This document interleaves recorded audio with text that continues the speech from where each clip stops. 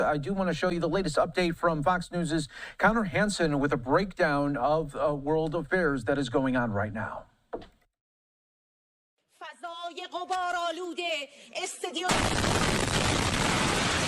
The set of a live broadcast on Iranian state TV was shaken and filled with debris after the building was hit by an Israeli strike. Israel's defense minister said, quote, the Iranian regime's propaganda and incitement broadcasting authority was attacked by the IDF after a widespread evacuation of the area's residents. A spokesman for Iran's foreign minister called the strike a, quote, wicked act of war crime. We aim targets that connected to the regime. Israel says it continues to hit Iran's nuclear sites. But the most important could be a facility hidden deep below a mountain that experts believe only the U.S. has the capabilities to destroy. So far, American forces have only stepped in to help protect Israel from incoming missiles. While meeting with other world leaders at the G7 in Canada, President Trump says there is still a chance for Iran to make a deal to end the fighting.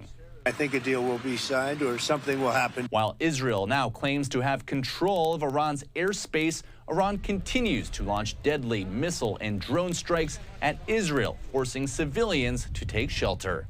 I would hope that the Iranians are wise enough to take the president up on his offer and to sit down and negotiate this out.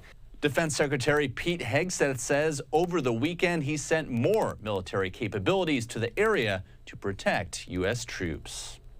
In New York, Connor Hansen, Fox News. All right, Connor, thanks again for those updates. We appreciate it. And just about a couple of hours ago, President Trump putting to his Truth Social saying Iran should have signed the deal. I told them to sign. What a shame and waste of human life. Simply stated, Iran cannot have a nuclear weapon. I said it over and over again. Everyone should immediately evacuate Tehran. So I want to continue to give you the latest updates as well as the insight and analysis here as this story continues to grow. Tensions continue to rise. So I want to bring in our next guest to help break down the matters here in Iran and elsewhere. This is Benjamin Radd, Global Studies lecturer at UCLA. Thanks so much for joining us here on Live Now from Fox. And yeah, it seems like within the last 6 to 8 hours, things have continued to change drastically.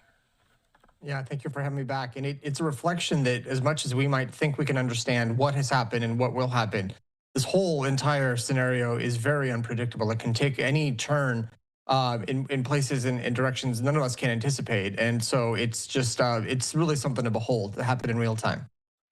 So what do you make of President Trump's comments there that he made on Truth Social? That is this posturing, or is this something where he feels that he needs to make some bigger statement right now? That's part of his unpredictability. What I noted is that his warning about evacuating Tehran, the issue there is that what needs to happen, which to meet Israel's objectives, let's say, and let's assume for a moment that mirrors the U.S.'s objectives, which is number one, to eliminate Iran's potential to create a nuclear weapon, and number two, to diminish Iran's missile production capacity, missiles that can deliver nuclear warheads. To satisfy the nuclear part, at this point, it's quite obvious to everyone that what remains is that secure facility in Fordo, the one that is near the holy city of Qom, which is deep under a mountain and which only the U.S. has ordinances and planes that can destroy it.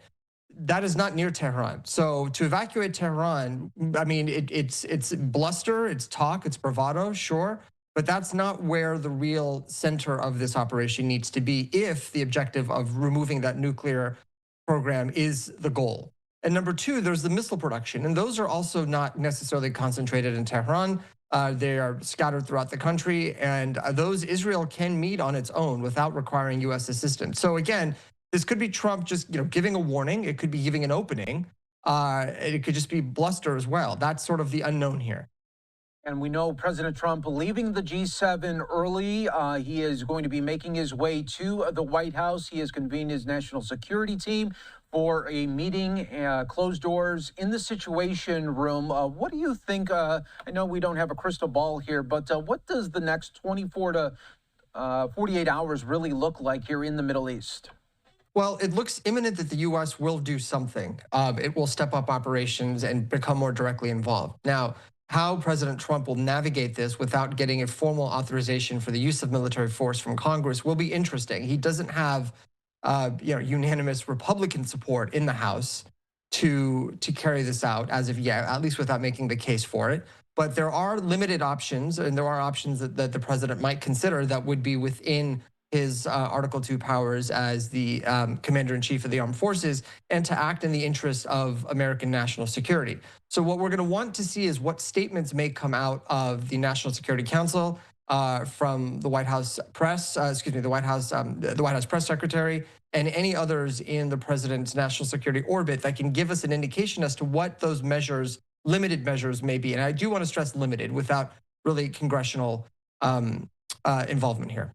Now, Benjamin, is there any way for the U.S. to get involved if we're looking at this one facility, if it's only our power that could penetrate this facility? Is there any way that this could be an isolated incident? We do this one thing and then it's over? Or, I mean, what happens if the U.S. does get involved? Yeah, if the U.S. does, let's say, carries out this one operation, this one strike of this facility, it is formally entering into the conflict. That really opens up U.S. servicemen and women, U.S. facilities, U.S. bases, U.S. operations throughout the Middle East and the world, open to be fair targets in reprisal and retaliation by Iran. Now, has Iran depleted all of its missile resources? Well, we don't think so. Its salvos in the last few hours have slowed down. It's interesting. Now, either that means they're running out, or it means Israel's been really good at preventing them from firing, or it means they're holding some back in case the U.S. does get involved. These are things. These are unknowns, and so the issue is if the U.S. becomes directly involved in this way, then it opens itself up to retaliation and puts at risk the lives of American men and women that are serving in the area and elsewhere. But there are other things the U.S. could do that are not directly involved in the conflict, and it can assist the Israelis in clearing the skies, giving complete freedom of navigation, more so than Israel thinks it has, and removing the ballistic missile batteries, supporting Israel in that capacity, using carriers, using fighters, based out of the Gulf, the Indian Ocean, other places to conduct strikes that would allow Israel to then take the next steps. And what did you make of the news in the weekend where President Trump did not sign off on the assassination there of Iran's leader that was presented to him by Israel? Ultimately, President Trump doesn't formally need to sign off on this. I mean, we don't know what understanding there exists between the president and the Israeli prime minister in this regard. I don't really take these things too seriously because, again, there's a lot of unknowns. There's a lot of posturing, positioning, public signaling, and privately it could be a very different issue. But let's assume for a second the president is not fully on board with this idea. The risk there is that whoever replaces Supreme Leader Khamenei could be far more extreme, far more hardline. Obviously somebody younger who's not a veteran of the Iran-Iraq war, who has a much more aggressive view and would say, look, we're not abiding by previous pledges to not nuclearize our weapons. We're going to go 100% full throttle in that direction. There is that risk. So until there's a better understanding of what that chain of command and what the succession will look like, it makes sense to keep him in there. He is a known entity in that regard. And during these operations that Iran has launched missiles at Israel, and we saw that happen last year as well, each time that they do that, do they get a little bit more exposed at the same time, or are they showing some real force here? Well, I mean, they're exposing, obviously, in the sense that it's revealing where those rockets are firing from, but the Israelis have pretty good intelligence that can identify those where those missile launch sites are. A lot of them, as I understand, are not really the mobile types that can be moved around as quickly. They're not agile. And however, what Iran is successfully doing in that regard is, every now and then some of these missiles break through.